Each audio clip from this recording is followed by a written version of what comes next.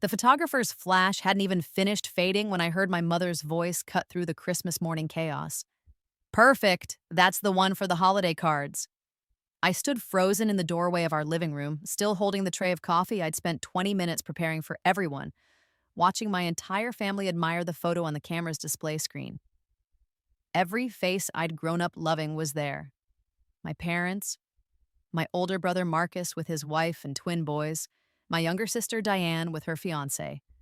Everyone except me. Mom, I said, my voice barely above a whisper. I wasn't in that shot. She didn't even look up from the camera. Oh, honey, we got plenty with you earlier. This one just came out so beautifully composed. Sometimes fewer people makes for a cleaner image, you know? The words hit me like a physical blow, but it was my brother's laugh that made something inside me crystallize into perfect, terrible clarity. Come on, Lila, Marcus said, not even glancing in my direction. You know you're not really the photogenic one in the family. This is for the Christmas cards. We want to put our best foot forward. I set down the coffee tray with hands that had gone completely steady. 28 years of this. 28 years of being the afterthought. The one who didn't quite fit. The family member who was always just slightly out of frame. But standing there in that moment, with the morning light streaming through windows I'd gotten up early to clean, wearing the red dress I'd bought specifically because my mother mentioned it would look lovely in family photos, I finally understood something with crystalline clarity. I was done. But let me start from the beginning, because this story didn't begin with a photograph. It began with a lifetime of small cuts that I'd spent decades convincing myself were accidents. I was 7 when I first noticed I was different from my siblings. Not in the way children usually discover their uniqueness, through talents or interests or personality quirks, but in the way my family saw me, or rather didn't see me. Marcus was the golden child, 3 years older and possessed of that particular charisma that made adults light up when he entered a room. Even as a child, he had this ability to command attention without effort, to make everyone feel like they were part of something special just by being near him. Diane, 4 years younger than me, was the baby, the princess, the one whose every milestone was celebrated with elaborate parties and careful documentation. And then there was me, Lila, the middle child in the most literal sense, not just in birth order, but in every way that mattered. I existed in the spaces between their achievements, in the quiet moments when no one was paying attention, in the background of family stories that never quite featured me as the main character. It wasn't malicious, I told myself for years. It was just how things were. When we went to Marcus's baseball games, the whole family would pile into the car, armed with coolers and foam fingers and matching team shirts. When Diane had dance recitals, my mother would spend weeks helping her practice, filming her routines, coordinating carpools with other dance moms. When I made the honor roll 6 semesters in a row, my parents would nod approvingly and remind me to keep up the good work. The pattern was so consistent, it became invisible, like wallpaper you stop noticing after living with it long enough. Marcus got the big graduation party when he finished high school, a backyard barbecue with extended family, his friends, neighbors. Diane's Sweet 16 was an elaborate affair at a hotel ballroom. My high school graduation gift was a card with $50 and a note about how proud they were that I was so independent and self-sufficient. Self-sufficient. That became their favorite word for me. Their way of explaining why I needed less attention, less celebration, less consideration. Lila's so self-sufficient. She doesn't need all the fuss the other kids do. She's happy just doing her own thing. But I wasn't happy. I was adapting. There's a difference, though it took me years to understand it. In college, I studied journalism and communications, drawn to storytelling in a way that felt like destiny. I wanted to find voices that had been overlooked, to tell stories that mattered. My professors praised my work, called it insightful and compassionate. I graduated summa cum laude with a thesis project that won the university's award for excellence in investigative journalism. My parents attended the ceremony, of course. They sat in the back, left early to beat traffic, and over dinner that night spent most of the time talking about Marcus's promotion at his tech company and Diane's engagement to her college boyfriend. "We're so proud of you, sweetheart," my mother said, passing me the breadbasket. "Journalism is such a nice hobby, very fulfilling, I'm sure." Hobby. 22 years old with awards and internship offers and a clear vision for my career, and my life's work was a hobby. I moved to Portland after college, partly for a job at a local magazine, but mostly because I needed distance. Not dramatic, bridge burning distance. I wasn't ready for that yet. But enough space to figure out who I was when I wasn't constantly measuring myself against their indifference. I found a tiny apartment in a converted warehouse, got a job that barely paid my bills, and for the first time in my life, I was surrounded by people who saw me. My editor, Janet, was a woman in her 50s who had built the magazine from nothing into a respected voice for investigative journalism in the Pacific Northwest. She took me under her wing not because she felt sorry for me, but because she recognized something in my work that even I hadn't fully understood yet. Under her guidance, I learned that my ability to notice the overlooked, to find stories in the margins, wasn't a flaw or a consolation prize. It was a gift. You have an eye for the stories everyone else walks past, she told me during one of our weekly edit meetings. That's not common. Don't waste it trying to chase the headlines. The best journalism happens in the spaces between the obvious. I stayed in Portland for 3 years, building my skills, developing sources, learning to trust my instincts. I wrote about gentrification and urban farming, about immigrants building new lives and artists transforming abandoned buildings into community spaces.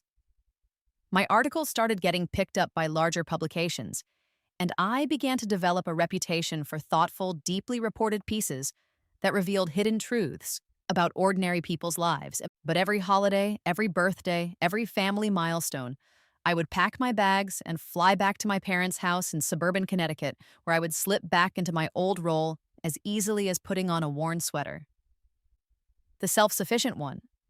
The one who didn't need much attention. The one who was happy just to be included. Except I wasn't included, not really. I was present but peripheral. During family dinners, conversations flowed around me like water around a stone. When my father talked about work, he and Marcus would dive deep into discussions about market trends and business strategies. When my mother planned family events, she would coordinate with Diane about decorations and menus and guest lists. I would offer to help, and they would smile and say they had everything under control. Weren't I sweet to offer, but really they were all set. The worst part wasn't the exclusion itself. It was how reasonable they made it sound. Marcus understood business because he worked in corporate sales. Diane had a natural eye for design because she'd studied art in college. I was off doing my journalism thing, which was lovely really, but not exactly relevant to the family's day-to-day concerns. They weren't being mean, they were just being practical. This went on for years. I would visit, feel invisible, return to Portland wounded but unable to articulate exactly why. My friends would ask how the trip home went, and I would struggle to explain the specific gravity of being consistently overlooked by the people who were supposed to love you most. How do you describe the weight of being forgotten in a room full of people who raised you? Then, two things happened that changed everything.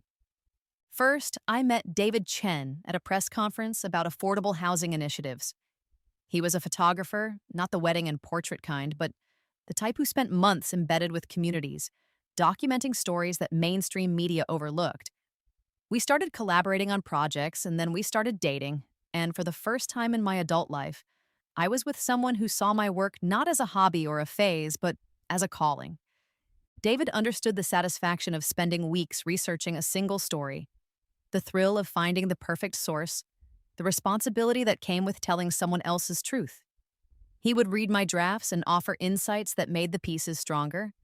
And when I doubted myself, which happened more often than I cared to admit, he would remind me of the emails I received from readers, the sources who trusted me with their stories, the small but meaningful impact my work was having.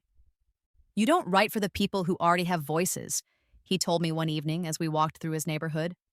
"You write for the people who've been waiting their whole lives for someone to listen. That matters more than you know." The second thing that changed was my career itself. After 5 years in Portland, I was offered a position with a national magazine based in New York. Not just any position, but a senior reporter role focusing on social justice issues. It was the kind of job I'd dreamed about since college, the kind of opportunity that comes along once in a career if you're lucky. I took it, of course. Moved to Brooklyn, threw myself into the work with an intensity that surprised even me. Within a year, I was writing cover stories. Within 2 years, I was winning awards. By my third year in New York, I had broken several major stories that led to policy changes and congressional hearings. My editor started introducing me as one of the most important journalists of her generation. And while that felt like hyperbole, I couldn't deny that my work was having an impact far beyond anything I'd imagined when I was sitting in my parents' living room being told that journalism was a nice hobby. But here's the thing about family dynamics: they crystallize in childhood and resist change with remarkable tenacity. Every time I went home, which was less frequent now, but still regular enough to maintain the illusion of closeness, I would revert to my old role as if no time had passed at all. My parents would ask vague questions about my work, nod politely at my answers, and then pivot to Marcus's latest promotion or Diane's wedding planning or anything else that felt more concrete and understandable to them. It wasn't that they were dismissive exactly. They would mention my articles to their friends, in the same tone they might use to discuss a distant relative's interesting hobby. Our daughter Lila writes for magazines, they would say, with the kind of benevolent pride that made it clear they didn't really understand what that meant, but were pleased I was keeping busy. The disconnect became more pronounced as my career gained momentum.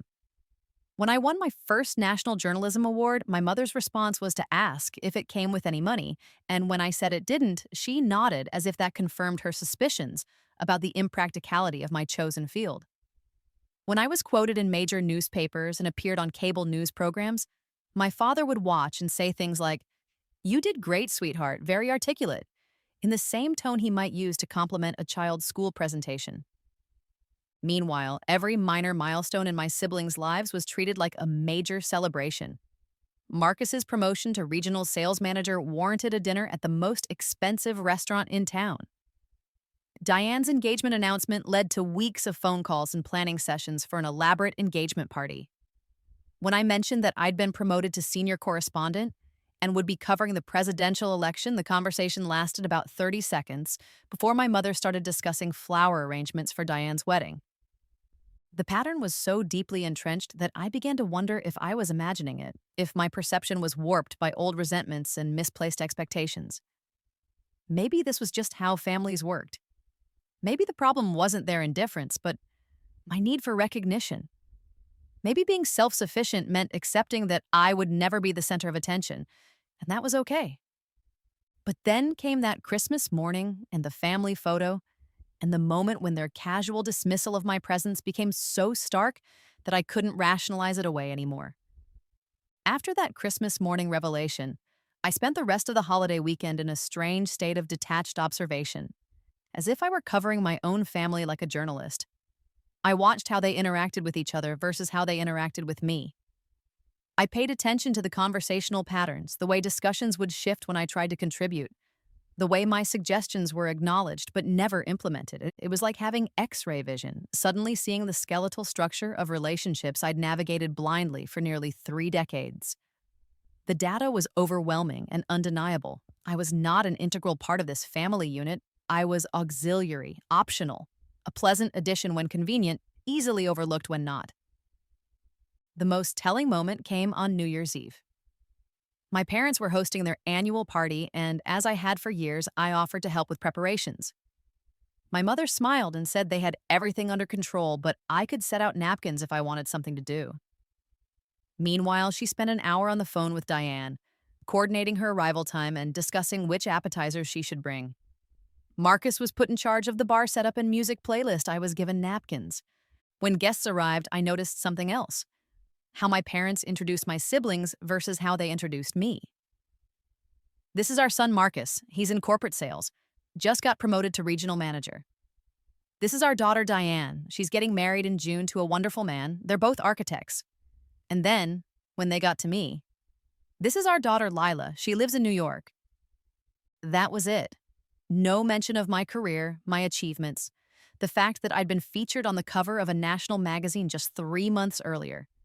I lived in New York as if that were a personality trait rather than a geographical circumstance. I excused myself early that night, claiming a headache, and spent the first day of the new year in my childhood bedroom, staring at the ceiling and finally allowing myself to feel the full weight of what I'd been denying for years. They didn't see me, not really.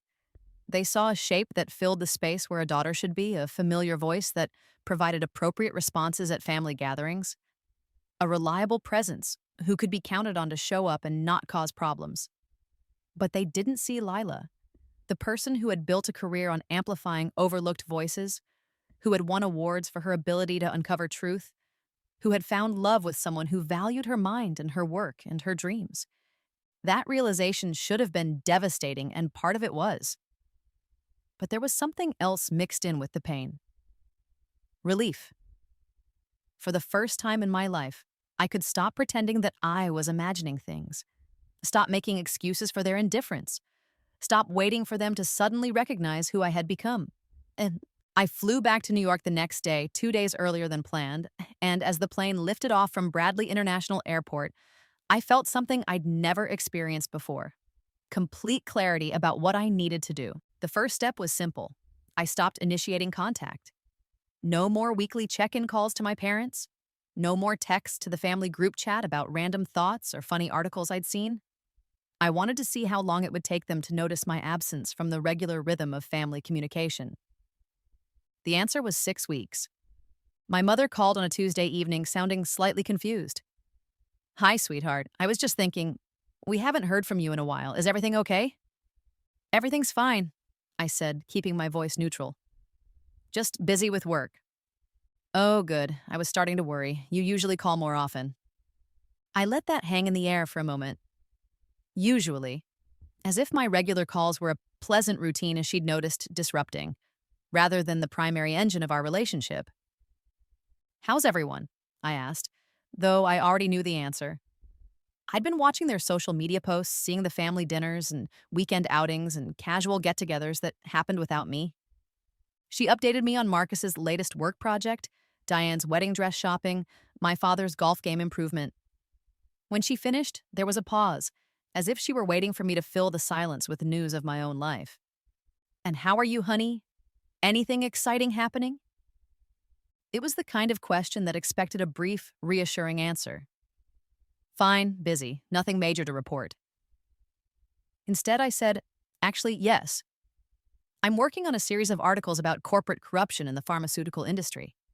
It's probably going to result in congressional hearings.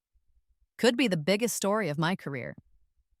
"Oh," she said, and I could hear the slight confusion in her voice, as if I'd responded to a polite, "How are you?" with detailed medical information. "That sounds complex." "Well, I'm sure you know what you're doing." The conversation ended shortly after that with promises to talk soon that we both knew were vague and non-committal. After I hung up, I realized that the interaction had confirmed something I'd suspected but hadn't wanted to admit. They weren't actually interested in my life beyond ensuring that I was alive and not causing problems. That phone call was the catalyst I needed. If they weren't going to invest in knowing who I really was, then I was going to stop investing in maintaining the illusion that we had a meaningful relationship. The second step was more dramatic. I changed my emergency contacts. For years, my parents had been listed as my primary contacts for everything: medical forms, work documents, rental agreements. I changed all of them to David, and when that felt too sudden, I added Janet, my former editor from Portland, as a secondary contact. It was a small change on paper, but symbolically enormous. I was officially declaring that the people who knew me best were the people I chose, not the people I was born to. The third step involved my career, and it was the most important one. I stopped trying to make my work palatable to them. For years, I had unconsciously chosen which stories to mention during family conversations, gravitating toward pieces that seemed more accessible or less controversial. I would talk about my profile of a small-town mayor rebuilding after a natural disaster, but not about my investigation into police corruption. I would mention my piece about innovative urban farming, but not about systemic racism and housing policy. But now, I decided to pursue the stories that mattered most to me, regardless of whether my family would understand or approve. The pharmaceutical corruption series I'd mentioned to my mother was exactly that kind of project. Complex, politically charged, requiring months of investigation, and potentially putting me at odds with powerful interests. It was also the kind of journalism that could define a career. I threw myself into the work with an intensity that surprised my colleagues. David would find me at my desk at midnight, surrounded by documents and transcripts, building timelines and following money trails with the methodical patience of an archaeologist. The story was bigger than I'd initially realized, involving multiple companies, regulatory capture, and a systematic pattern of prioritizing profits over patient safety. "You're working yourself to death," David said one evening, finding me still at my laptop at 11 p.m. "When's the last time you took a real break?" "I can't stop now," I said, not looking up from the screen. "I'm too close. Another few weeks, and I'll have enough to publish the first piece." He sat down beside me, closing my laptop gently but firmly. "Lila, talk to me. This isn't just about the story, is it?" That's when I told him about the family photo, about the phone call, about the years of feeling invisible in the one place where I should have been most seen. David listened without interrupting, and when I finished, he was quiet for a long moment. "I'm sorry," he said finally. "I can't imagine how much that must hurt." "The weird thing is, it doesn't hurt as much as I expected," I said. "It's more like relief. Like I finally have permission to stop pretending." "Permission to stop pretending what?" "That their approval matters more than my own sense of what's important." David nodded slowly. "So this story, it's not just about the pharmaceutical companies, is it?" "No," I said. "It's about proving something to myself. That I can do work that matters, even if they'll never understand it, especially if they'll never understand it." The investigation took 4 months to complete. When the first article published, it caused an immediate sensation. The magazine's website crashed from traffic within hours. Cable news programs called wanting interviews. Congressional representatives issued statements calling for investigations. My phone rang constantly with calls from other journalists, from sources who had additional information, from readers who had been personally affected by the issues I'd uncovered. And in the middle of the chaos, as I was preparing for my third television appearance in 2 days, my phone buzzed with a text from my mother. "Saw you on the news. Very impressive. Dad and I are proud." I stared at the message for a long time. It was the kind of acknowledgement I'd spent years craving, but now it felt hollow. They were proud because other people were paying attention, because my work had been validated by external sources they recognized, not because they understood the importance of the story itself, or the months of work I'd put into it, or the risks I'd taken to pursue it. I didn't respond to the text. The pharmaceutical series won every major journalism award that year: the National Magazine Award for Public Interest, the Polk Award for Investigative Reporting, the Sigma Delta Chi Award for Excellence in Journalism. Each win brought more recognition, more career opportunities, more validation from the professional community I'd worked so hard to earn respect from. But the real change wasn't in my professional life, it was in how I saw myself. For the first time in my adult life, I wasn't seeking approval from people who had never been equipped to give it. I wasn't trying to translate my achievements into terms they would understand or value. I was simply doing work that mattered to me, with people who understood its importance, for reasons that had nothing to do with family dynamics or childhood wounds. During this period, I also made a conscious decision to invest more deeply in the relationships that actually nourished me. David and I moved in together into a beautiful apartment in Park Slope with huge windows and built-in bookshelves. I started hosting dinner parties for my colleagues and friends, creating the kind of intellectual and creative community I'd always wanted. I traveled for work and pleasure, often with David, sometimes alone, building a life that was entirely my own construction. The most significant change was how I spent holidays. Instead of automatically booking flights home, I started making other plans. David and I spent Thanksgiving with his family in San Francisco, where his parents asked detailed questions about my work and remembered the answers from year to year. We spent Christmas in Paris, working on a collaborative project about refugee resettlement that would later win a World Press Photo Award. I didn't announce these decisions to my family or make a big show of choosing other plans. I simply stopped assuming that their events were mandatory and started treating them as one option among many. Sometimes I attended when it felt genuinely appealing, sometimes I didn't, when other opportunities seemed more meaningful. The shift was subtle but unmistakable. I was no longer organizing my life around their expectations. It took them almost 2 years to notice. The call came on a Thursday morning in October, just as I was reviewing final edits for a major piece about climate change and environmental justice. My phone buzzed with my mother's name, and I almost let it go to voicemail. I was deep in a complex section about carbon offset programs, and interruptions always broke my concentration. But something made me answer. Maybe it was the unusual timing. She rarely called during what she considered work hours. Or maybe it was intuition. Lila. Her voice sounded different, smaller somehow. Are you busy? I was hoping we could talk. I saved my document and minimized the screen. I have a few minutes. What's going on? Well, She paused, and I could hear her taking a breath. I was at lunch yesterday with Carol Morrison. You remember Carol from my book club? And she was telling me about this article her daughter sent her about pharmaceutical companies and some kind of corruption scandal. And she mentioned the reporter's name, and I realized it was you. I waited, unsure where this was going. She said it was incredible work that her daughter, she's a doctor, said it was going to change how the whole industry operates. And I realized that I didn't know anything about it. I should have known about something that important. The admission hung in the air between us. I could have made it easier for her, could have brushed off her discomfort and moved on to safer topics. Instead, I found myself asking, why do you think you didn't know? Another pause, longer this time. I think I haven't been paying attention the way I should have to what you're really doing. I mean, I knew you were writing articles, but I didn't understand. She trailed off. Didn't understand what? How important it was. How good you are at it. Carol showed me some of your other articles on her phone, and I sat there reading them.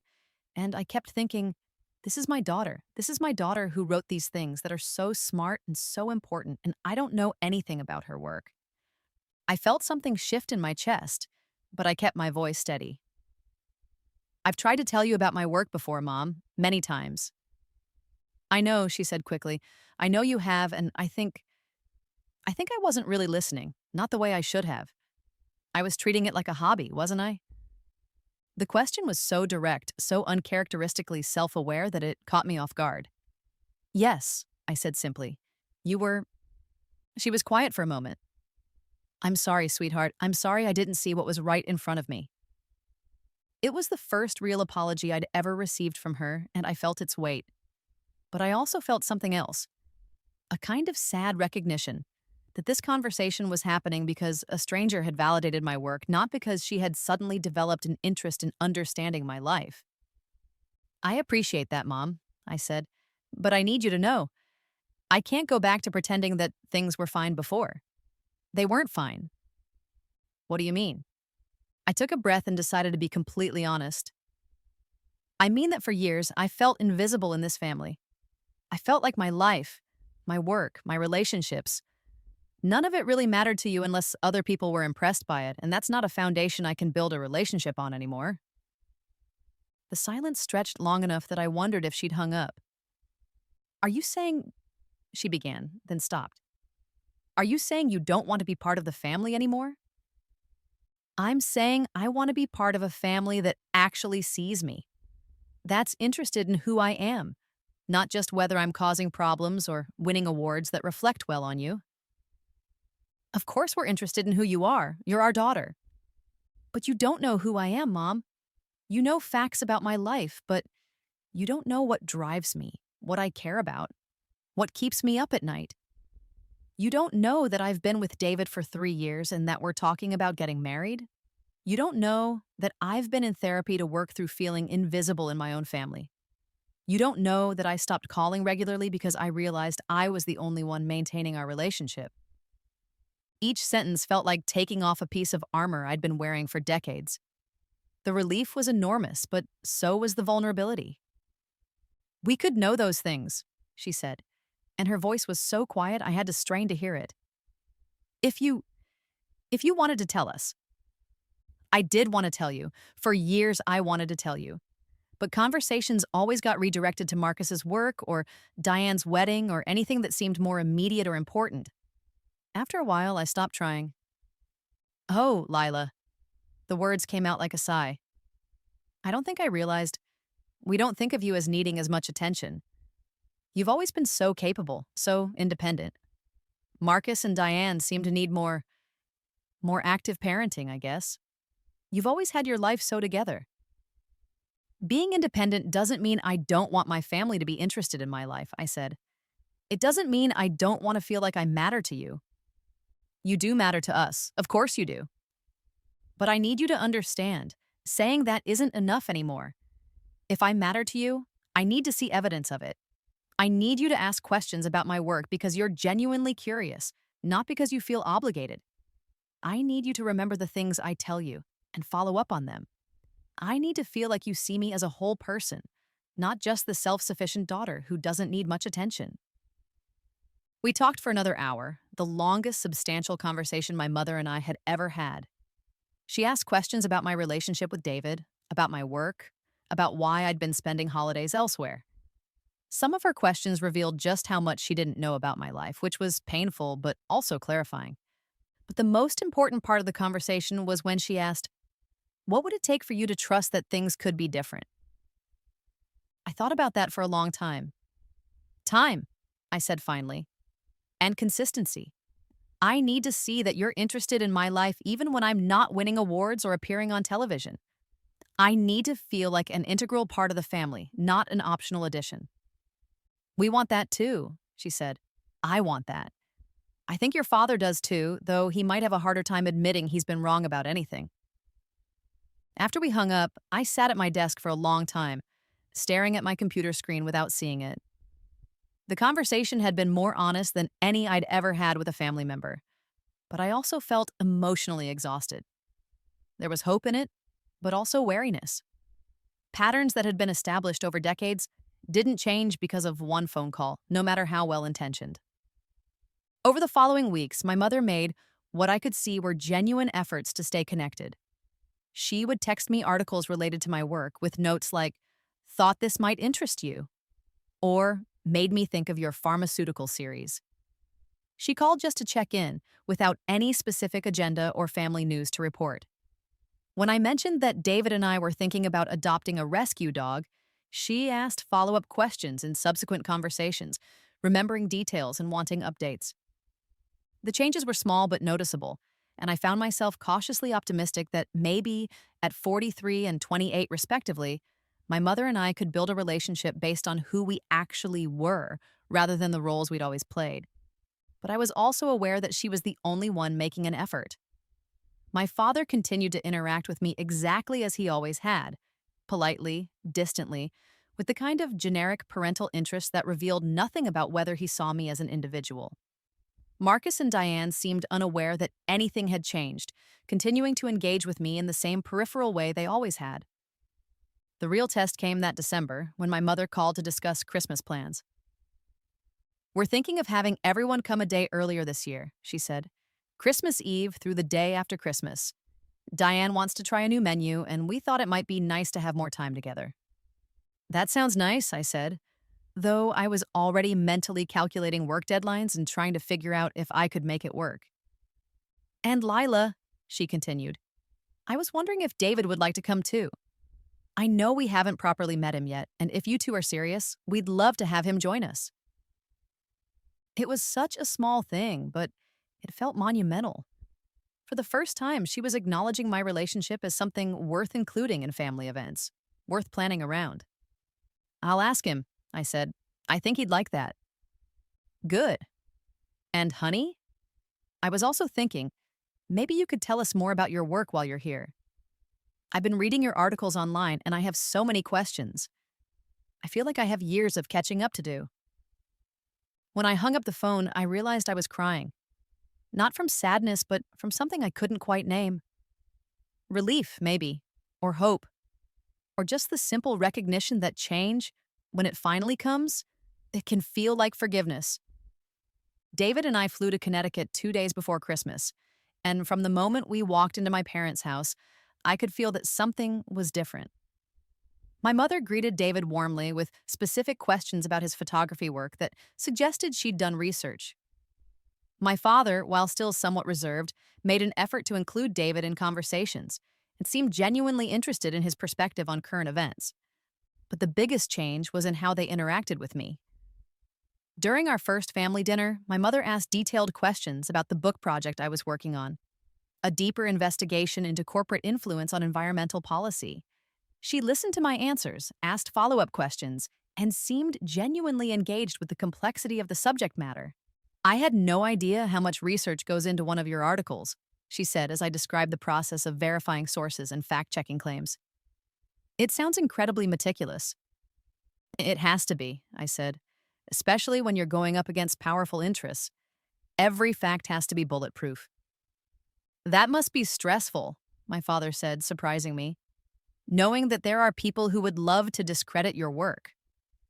It was the first time he'd ever expressed any understanding of the pressures inherent in my career, and I felt something shift in how I saw him. Maybe his distance hadn't been disinterest so much as a lack of understanding about how to relate to work so different from his own experience. The conversation continued for over an hour with genuine curiosity about my professional life, my relationship with David, my thoughts on living in New York.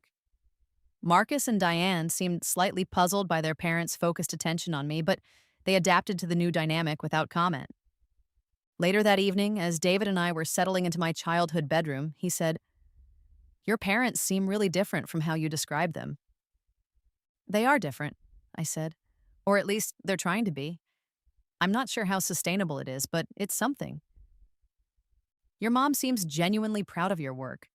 She was showing me some of your articles on her tablet earlier, and she clearly knows them well. That's not fake interest." I nodded, feeling hopeful but still cautious. One good evening didn't erase decades of feeling overlooked, but it was a start. The real test came the next morning when my mother approached me about the family photos she wanted to take for Christmas cards. "I was thinking we could do a few different combinations," she said. "Some with everyone, some with just the kids, some with the grandkids. And I'd love to get some good shots of you and David together." "That sounds great," I said, though I felt a flutter of anxiety remembering last year's exclusion. "Actually," she continued, "I was hoping you might help me think through the photo arrangements. You have such a good eye for composition. I've noticed it in some of the photos you post online." It was a small acknowledgement, but it felt significant. She was asking for my input instead of making decisions around me. When we gathered for the photo session, the difference was immediately apparent. Instead of shuffling me to the edges or treating me as an afterthought, my parents positioned David and me centrally in several shots. They took time to make sure everyone was positioned well, and when my mother reviewed the images on the camera, she made a point of showing me the ones she thought were particularly good. "This one is perfect," she said, showing me a shot of the whole family. "Look how natural everyone looks." I studied the image, and for the first time in my memory, I didn't have to search for myself in a family photo. I was there, clearly present, visibly included.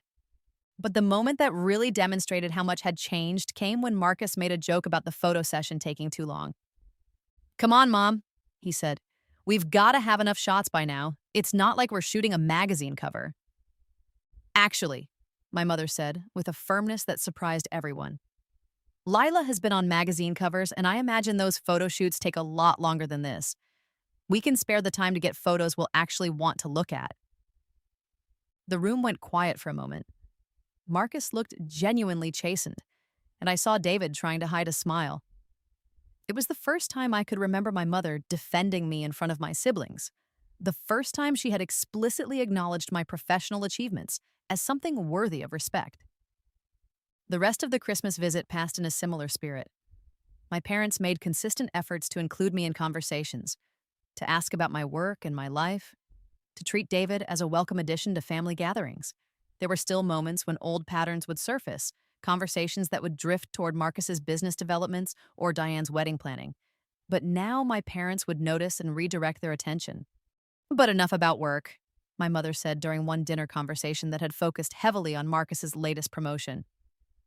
"Lila, you mentioned you're working on a book. How's that coming along?" It was clear that the effort was sometimes conscious, that they were actively working to change habits that had been decades in the making.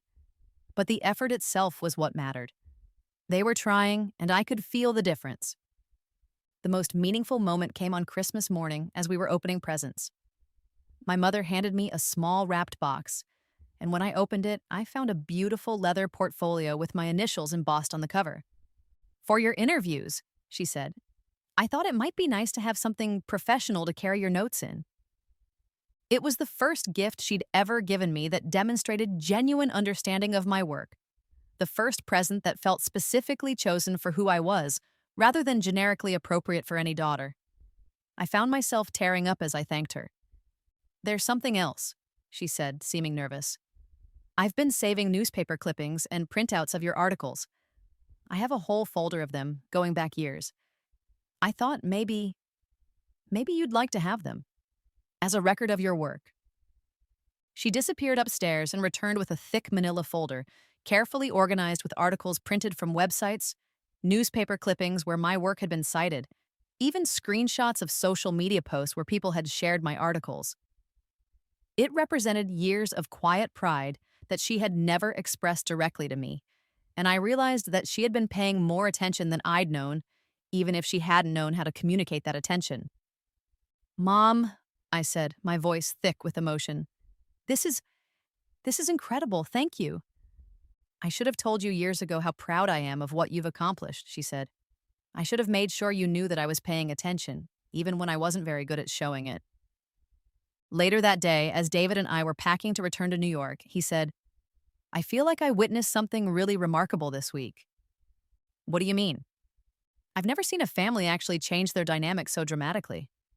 Usually, people just revert to old patterns when they're together, even when they want things to be different. But your parents really worked to see you differently." "It still feels fragile," I said. "Like it could disappear if we're not careful." "Maybe," he said. "But the fact that it happened at all suggests it's possible to sustain. They know now what they were missing. That's hard to unknow." David was right about the sustainability of the change. Over the following year, my parents continued to make conscious efforts to stay connected to my life in meaningful ways. My mother would call with questions about my articles, remembering details from previous conversations and following up on ongoing projects. My father started reading my work regularly and would send thoughtful emails with his reactions and questions. The most significant development was their response when David and I got engaged 6 months later. Instead of treating our announcement as pleasant but peripheral news, they immediately wanted to know about our plans, offered to help with wedding preparations, and seemed genuinely excited about welcoming David into the family officially. "Have you thought about what kind of ceremony you want?" my mother asked during one of our regular phone calls. "I know you're both pretty private people, but I hope you'll let us be involved in whatever way feels right to you." It was the kind of response I dreamed of receiving from them, but had never expected to actually hear. They were asking what I wanted instead of assuming they knew, offering support instead of taking over, treating my choices as the primary consideration instead of something to be managed around their preferences. The engagement also seemed to catalyze changes in how Marcus and Diane related to me. Maybe it was because our parents were modeling different behavior, or maybe it was because my relationship with David made my life seem more concrete and comprehensible to them, but they both started making more effort to stay connected. Marcus began forwarding me articles he thought might interest me professionally, and Diane started including me in her group texts with college friends. They were small gestures, but they represented a shift from seeing me as the distant sister who lived in New York to seeing me as someone whose interests and opinions might be worth engaging. The biggest test of these new dynamics came when I won the Pulitzer Prize for my environmental reporting series. I found out on a Monday afternoon, sitting in my editor's office discussing upcoming assignments. My phone rang with a call from the Pulitzer Committee, and when I answered, time seemed to slow down as they delivered the news. I had won the Pulitzer Prize for investigative reporting for my series on corporate environmental cover-ups and their impact on vulnerable communities. After I hung up, I sat in stunned silence for several minutes. The Pulitzer Prize. It was the highest honor in American journalism, the recognition that every reporter dreams of but few ever receive. My editor was crying and calling for champagne, and gradually the news spread through the office, creating a celebration that continued for hours. But in the middle of all the congratulations and excitement, I realized that the people I most wanted to share the news with were my parents. Not because I needed their validation, The professional recognition spoke for itself, but because I genuinely wanted them to understand what this meant and to share in the joy of it. I called my mother first, and when she answered, I could barely get the words out. "Mom," I said, "I just won the Pulitzer Prize." The silence that followed lasted so long, I wondered if we'd been disconnected. Then I heard her gasp, and then she started crying. "Oh my God, Lila. Oh my God, the Pulitzer Prize. That's the biggest award there is, isn't it?" "Yes," I said, starting to cry myself. "It's the biggest award there is." "I'm so proud of you, sweetheart. So incredibly proud. Your father is going to lose his mind when I tell him. We have to celebrate. Can we take you and David to dinner this weekend? We want to celebrate properly." The conversation continued for 20 minutes, with questions about the awards ceremony, about what the recognition might mean for my career, about how the judging process worked. Every question revealed genuine curiosity and excitement, and I could feel how much our relationship had transformed from where it had been just 2 years earlier. When I called David to tell him the news, he was equally thrilled, but he also said something that stuck with me. "I'm so happy that your parents are going to get to fully appreciate what an incredible accomplishment this is. A year ago, I'm not sure they would have understood what it meant." He was right. A year ago, they would have been proud in the abstract way that parents are proud when their children achieve something impressive, but they wouldn't have understood the significance of the recognition or its meaning within my field. Now, because they had spent months learning about my work and engaging with it seriously, they could appreciate the Pulitzer for what it actually represented. The award ceremony in New York was a surreal experience. Sitting at a table with my parents, David, and several of my colleagues, wearing a dress I'd bought specifically for the occasion, listening to my name being called and walking to the podium to accept one of the most prestigious awards in journalism. It felt like the culmination of everything I'd worked toward since college. But the moment that meant the most came afterward at the reception, when my mother approached a group of other winners and their families. "Excuse me," she said to a woman who had won the prize for fiction. "I'm Lila's mother, and I just wanted to tell you how honored I feel to be in a room with so many incredible writers and journalists. I've been reading my daughter's work for the past year, really reading it, and I finally understand what it means to do this kind of work. The research, the dedication, the courage it takes to tell difficult truths. I had no idea." The woman smiled and said something gracious about my reporting, but what struck me was my mother's recognition not just of my achievement, but of the craft itself. She had taken the time to understand what good journalism required, and that understanding made her pride in my work feel authentic rather than obligatory. Later, as we walked back to our hotel, my father said something that caught me completely off guard. "You know, Lila, I owe you an apology. For years, I think I dismissed your work because it seemed so different from anything I understood. I thought journalism was just reporting what happened. I didn't realize it was detective work and advocacy and storytelling all at once. I didn't realize how much courage it took to go up against powerful people and institutions. I'm sorry it took me so long to understand what you were really doing."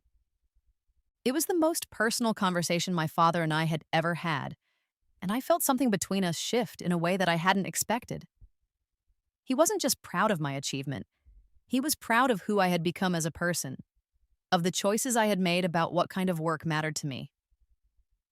"Thank you for saying that, Dad," I said. "It means a lot to know that you see my work that way now." "I see you differently now," he said, "and I think that's long overdue."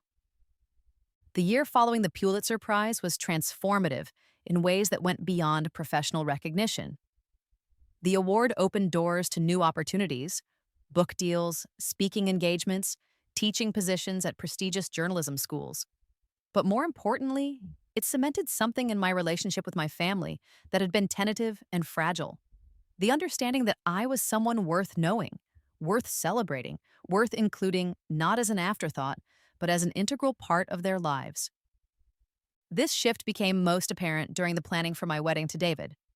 Instead of assuming that I would want a small, simple ceremony because I was low maintenance, my parents asked detailed questions about our vision for the day. When I mentioned that we were thinking about having the wedding in Portland, where we had first met and where I still had strong connections, they immediately started researching venues and vendors rather than trying to convince us to have it closer to home for their convenience. "Whatever you two want," my mother said, when I expressed concern about the logistics of having an East Coast family travel to the West Coast for a wedding. This is your day, and we want it to be exactly what makes you happy. The wedding itself became a celebration that reflected who David and I actually were, rather than what our families expected us to be. We held it at a small winery outside Portland, with a ceremony that included readings from environmental activists and journalists whose work had inspired us. The reception featured local food and live music from a band we'd discovered while working on a story about the Portland music scene. But the moment that felt most symbolic of how much my family relationships had changed came during the father daughter dance. As my father and I moved slowly around the dance floor, he said, "I keep thinking about that Christmas photo from 2 years ago when we left you out. I can't believe we did that. I can't believe we didn't see how hurtful that was." Dad, you don't need to. No, I do need to say this. That moment has haunted me since your mother told me about it. Because it wasn't just about the photo. It was about all the ways we made you feel invisible. All the times we treated you like you didn't need the same kind of attention and recognition that we gave Marcus and Diane. I'm ashamed of that. I felt tears starting to form. I'm just glad things are different now.